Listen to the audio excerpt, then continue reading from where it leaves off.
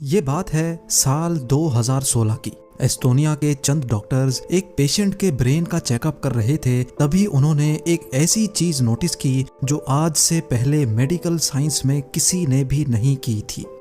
इस पेशेंट को एक दिमागी बीमारी थी जिसकी वजह से डॉक्टर्स इनकी ब्रेन एक्टिविटी को EEG के जरिए रिकॉर्ड कर रहे थे।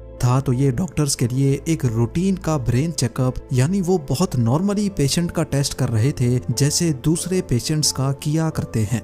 लेकिन उनको इस बात का बिल्कुल भी इल्म नहीं था कि इस टेस्ट के दौरान कुछ ऐसा होने वाला है जो मेडिकल साइंस को पूरी तरह से हिला कर रख देगा। हुआ कुछ यूं कि टेस्ट स्टार्ट हुए अभी चंद मिनट ही गुजरे थे कि पेशेंट को अचानक हार्ट अटैक हुआ और उनकी मौत हो गई। ये हादसा डॉक्टर्स की जिंदगी में पहली बार हो रहा था कि कोई पेशेंट ब्रेन स्कैनिंग के दौरान ही दम तोड़ गया हो। डॉक्टर्स को अब पूरा यकीन हो चुका था कि पेशेंट की मौत के वक्त उसके दिमाग में जो कुछ भी चल रहा होगा वो इस टेस्ट में भी जरूर रिकॉर्ड होगा। और हुआ भी कुछ ऐसा ही। पेशेंट की मौत से पहले और उसके बाद भी उसका दिमाग जो कुछ सोच रहा था वो सब कुछ इस टेस्ट में रिकॉर्ड हुआ। नाजरीन, ब्रेन स्कैन के दौरान मरने वाले पेशेंट एक 87 साल के कैनेडियन नेशनल थे जिनको एपिलेप्सी नाम की एक बीमारी थी। इस बीमारी की वजह से उनको बैठे बैठे दौरे पड़ने लग जाते थे और इसी वजह से डॉक्टर्स उनकी ब्रेन वेव्स को मॉनिटर करने के लिए EEG परफॉर्म कर रहे थे। EEG यानी इलेक्ट्रोएन्सेफेलोग्राम एक ऐसा टेस्ट होता है जिसमें ब्रेन में चलने वाली इलेक्ट्रिकल एक्टिविटी को मॉनिटर किया जाता है। इस टेस्ट के लिए 1 दर्जन के करीब इलेक्ट्रोड्स को पेशेंट के सर पर चिपकाया जाता है जो ब्रेन सेल्स से प्रोड्यूस होने वाले इलेक्ट्रिकल चार्जेस को डिटेक्ट करता है और फिर कंप्यूटर स्क्रीन पर शो करता है। अब इस टेस्ट के रिजल्ट से डॉक्टर्स को कैसे मालूम पड़ता है कि इस वक्त पेशेंट के दिमाग में क्या चल रहा है? ये जानने के लिए जरूरी है कि पहले हम ब्रेन एक्टिविटी का कॉन्सेप्ट समझ लें। इंसान के ब्रेन में 100 अरब से भी ज्यादा न्यूरॉन्स पाए जाते हैं। ये न्यूरॉन्स हमारे नर्वस सिस्टम का अहम तरीन हिस्सा होते हैं जिनका काम ब्रेन के अंदर ही एक जगह से दूसरी जगह मैसेज पहुंचाना होता है।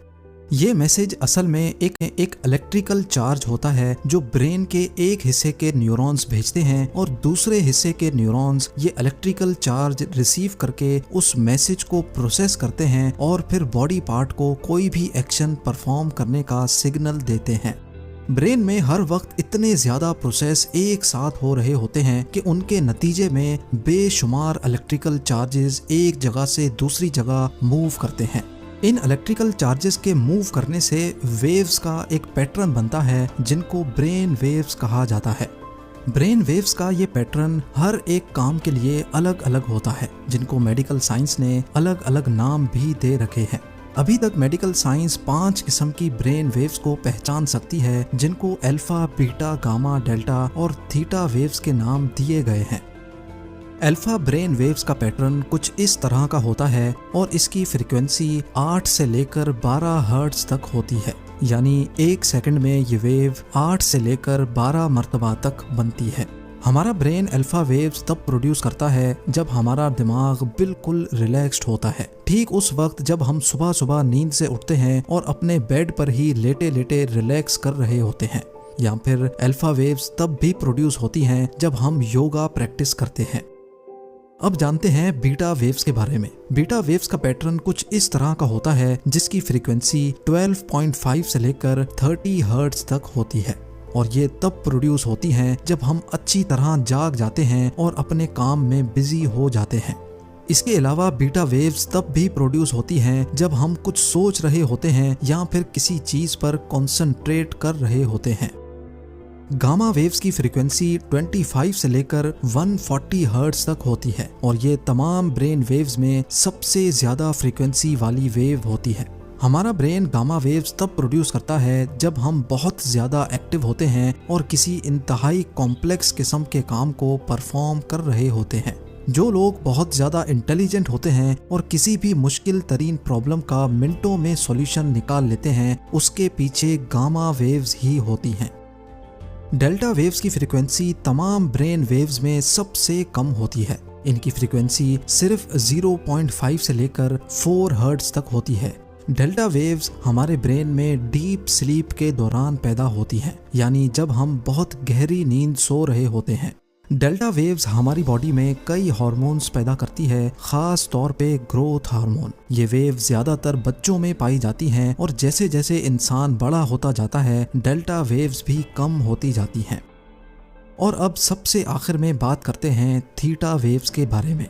थीटा वेव्स की फ्रीक्वेंसी 4 से लेकर 7 हर्ट्ज तक होती है और ये किसी भी चीज को मेमोराइज करने, न्यू स्किल्स सीखने और डे ड्रीमिंग के दौरान ब्रेन में पैदा होती हैं। अब जब हम इन ब्रेन वेव्स की बेसिक्स जान चुके हैं तो अब हमें उस पेशेंट के ब्रेन स्कैन को समझने में थोड़ी आसानी होगी। जैसा कि हमने जाना कि गामा वेव्स की फ्रीक्वेंसी 25 से लेकर 140 तक होती है। इसी रेंज के अंदर एक और रेंज भी होती है जो 30 से लेकर 100 हर्ट्ज तक होती है। और ब्रेन इस खास फ्रीक्वेंसी की गामा वेव्स तब प्रोड्यूस करता है जब हम अपनी मेमोरी को इस्तेमाल कर रहे होते हैं, यानी जब हम लाइफ के खास इवेंट्स को याद कर रहे होते हैं। डॉक्टर्स ने उस कैनेडियन पेशेंट की मौत के वक्त उनके ब्रेन में बहुत ज्यादा गामा वेव्स नोटिस की, जो कि खास तौर पे उस रेंज में आ रही थी जब इंसान अपनी लाइफ की मेमोरीज को रिकॉल कर रहा होता है। इससे पहले भी साइंसदानों ने मरते वक्त लोगों की ब्रेन एक्टिविटी को नोटिस करने की कोशिश की थी, लेकिन वो पूरी तरह उनको रिकॉर्ड नहीं कर पाए। लेकिन इस कैनेडियन पेशेंट के केस में मौत से पहले और हत्ता के मौत के बाद भी चंद मिनटों तक इनकी जिंदगी की अच्छी और बुरी यादें इनके सामने आई थी। डॉक्टर्स और साइंटिस्ट ने मरने वाले पेशेंट की गामा वेव्स को 2016 से 2022 तक यानी पूरे 5 सालों तक अच्छी तरह स्टडी किया और फिर ये रिजल्ट निकाला कि मरते वक्त इंसान अपने लाइफ इवेंट्स को याद कर रहा होता है। डॉक्टर्स और रिसर्चर्स की इस फाइंडिंग का कोई ठोस सबूत तो नहीं है, लेकिन इनकी फाइंडिंग को साबित करने के लिए उन पेशेंट से भी राब्ता किया गया जो किसी बीमारी की वजह से मरते मरते बचे थे, या फिर कुछ ऐसे पेशेंट्स जिनको लास्ट मोमेंट पे हॉस्पिटल पहुंचाकर उनकी जान बचा दी जाती है। जब उन लोगों से पूछा गया तो उनका भी यही कहना था कि उनके सामने जैसे किसी ने उनकी लाइफ का फ्लैशबैक चला दिया हो। ये एक्सपीरियंस किसी एक दो लोगों ने फेस नहीं किया, बल्कि कई लोगों ने इसी किस्म का जवाब दिया था। डॉक्टर्स और रिसर्चर्स ने 2016 से लेकर इस ब्रेन स्कैन को पब्लिक इस वजह से नहीं किया था क्योंकि एक तो वो उसको अच्छी तरह स्टडी करना चाहते थे और दूसरा ये कि वो किसी और इंसान का भी मरते वक्त का ब्रेन स्कैन इस कैनेडियन पेशेंट के स्कैन से मैच करना चाहते थे, लेकिन ताहाल वो इस काम में नाकाम ही रहे। अब क्योंकि डॉक्टर्स के पास सिर्फ एक शख्स का ही मरते वक्त का ब्रेन स्कैन है, इसी वजह से उनकी ये फाइंडिंग्स काफी कंट्रोवर्शियल भी है। डॉक्टर्स ने रिसर्च पेपर्स में ये भी लिखा है कि कैनेडियन पेशेंट ऑलरेडी एक बीमारी से गुजर रहा था जिसकी वजह से वो बहुत दवाइयाँ भी ले रहा था। ये दवाइयाँ भी ब्रेन एक्टिविटी को ऑल्टर कर सकती हैं, जिसकी वजह से रिजल्ट में फर्क पड़ सकता है। लेकिन बहरहाल इस बात के काफ़ी ज़्यादा चांसेस हैं कि जब इंसान मर रहा होता है तो उसके सामने उसकी पूरी ज़िंदगी का एक फ्लैशबैक चलता है। और अगर ये सच है तो जिसने अपनी ज़िंदगी में अच्छे काम किए होंगे मरते वक्त उसके सामने वैसी ही चीज़ें रिपीट होंगी, और जाहिर है जिसने बुरे कामों का रास्ता चुना होगा उसके सामने फ्लैशबैक भी वैसा ही आएगा। नाजरीन, डॉक्टर्स की इस प्योर साइंटिफिक रिसर्च के बारे में आपका क्या ख्याल है, मुझे कमेंट सेक्शन में ज़रूर बताइएगा। उम्मीद है